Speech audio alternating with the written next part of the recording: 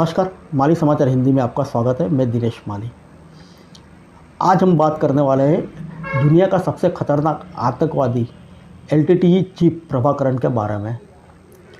दुनिया का सबसे खतरनाक आतंकवादी एलटीटीई चीफ प्रभाकरण कैसे बन गया भारत का दुश्मन। प्रभाकरण की मौत 18 मई के दिन हुई थी, यानी राजीव गांधी की पुण्यतिथि के ठीक 3 दिन पहले। आज श्रीलंका अपने बुरे दौर से गुजर रहा है। ऐसे में यह वीडियो आपके लिए काफ़ी दिलचस्प जानकारी से भरा हो सकता है, ख़ास तौर पर नई पीढ़ी के लिए जो श्रीलंका और भारत के बीच एलटीटीई के रोल की गहराई को बारीकी से अभी नहीं समझ पाए हैं।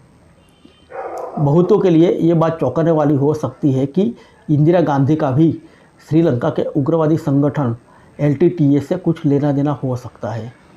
आमतौर पर राजनीतिक क्षेत्र में इसे राजीव गांधी की चूक या मिस हैंडलिंग बोला जाता है, लेकिन कुछ बातें लोगों को विरासत में मिलती है। परिवार का नाम और लोकप्रियता, पैसा, संपत्ति तो मिलती है, दुश्मनियाँ भी मिलती है और गलतफहमियां को ढकने की जिम्मेदारी भी मिलती है। तमाम विशेषज्ञों ने माना कि एलटीटीई दरअसल मूल रूप से इंदिरा गांधी की भूल थी, जो रिसर्च एंड एनालिसिस विंग रो खड़ी करने के बाद इंदिरा गांधी से अति उत्साह में हो गई थी। रॉ से इंदिरा गांधी को इतनी ज़्यादा विदेशी सरकारों की सूचना मिलने लगी थी कि इंदिरा गांधी उन मामलों में चाहे अनचाहे या उत्सुकतावश खुले या छिपे ढंग से शामिल हो चली थी। यूँ तो सिंहली तमिल समस्या श्रीलंका में अरसों से थी और श्रीलंका को 70 के दशक से ही यह शक था कि तमिलों को भारत से मदद मिल रही है। इसलिए श्रीलंका के राष्ट्रपति जयवर्धन ने अमेरिका से इस मामले में मदद मांगी थी। अमेरिका ने इस तरह के किसी भी औपचारिक समझौते से इनकार कर दिया था, लेकिन एक काम जरूर किया, श्रीलंका में वॉइस ऑफ अमेरिका का रेडियो स्टेशन खोल दिया। भारत को तब लगा कि भारत पर नज़र रखने के लिए अमेरिका ने ऐसा किया। राजनीतिक स्तर पर यह मामला तब भारत और अमेरिका के बीच भी उठा था, लेकिन बात आगे गई नहीं, क्योंकि किसी के पास सबूत नहीं थे। इंदिरा गांधी पर दबाव तो तमिलों से सहानुभूति रखने वालों का अरसों से पड़ रहा था, लेकिन 1983 में श्रीलंका में ब्लैक जुलाई की घटना से मामला गर्मा गया। 23 जुलाई 1983 को एलटीटीई के एक हमले में 13 श्रीलंकाई सैनिक मारे गए और जवाब में अगले दिन से ही श्रीलंका के अंदर तमिलों का कत्लेआम शुरू हो गया।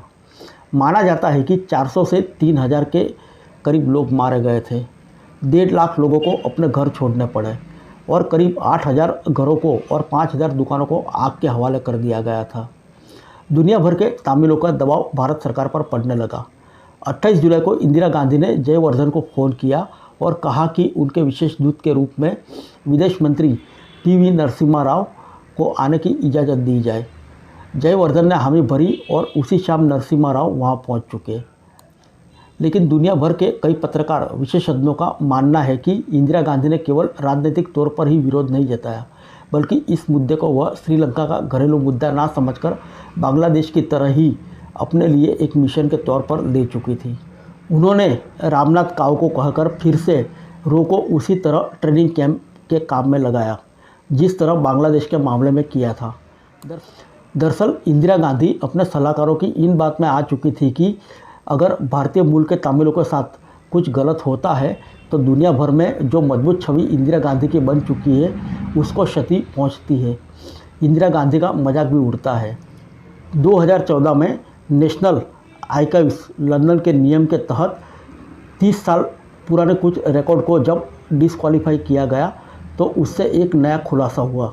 इंदिरा गांधी ने 1983 में इंग्लैंड के प्रधानमंत्री मार्गरेट थैचर को लिखा था कि एलटीटीई से निपटने के लिए ब्रिटेन जो श्रीलंकाई सैनिकों को जो ट्रेनिंग व सैन्य सलाह दे रहा है उसे रोके।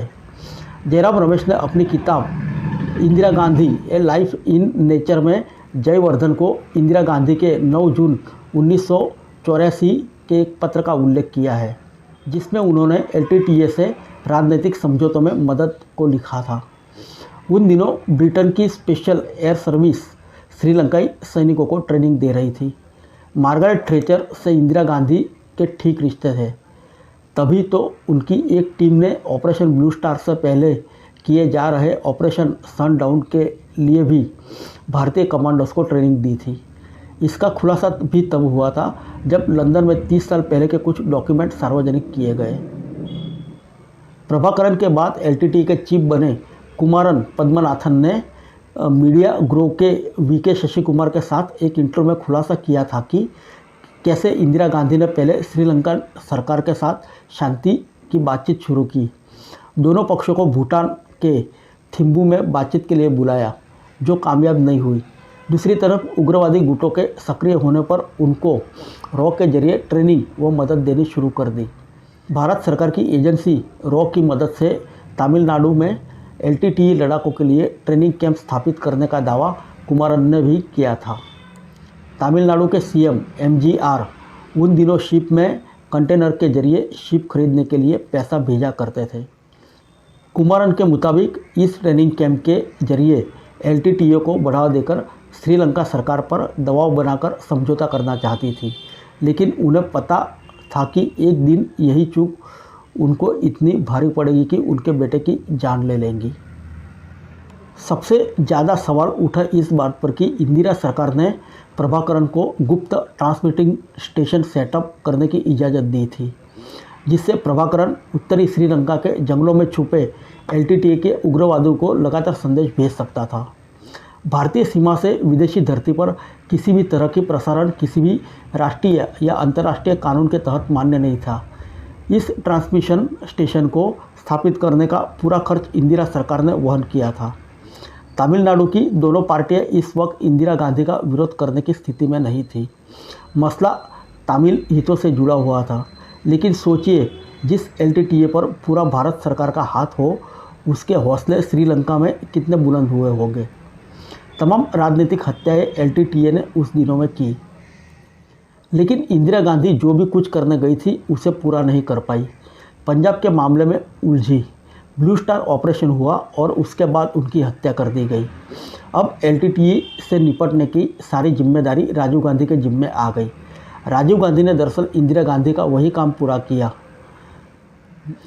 फिर मिलेंगे नेक्स्ट वीडियो में अन्य किसी खबर के साथ। तब तक के लिए इजाज़त दीजिए। नमस्कार।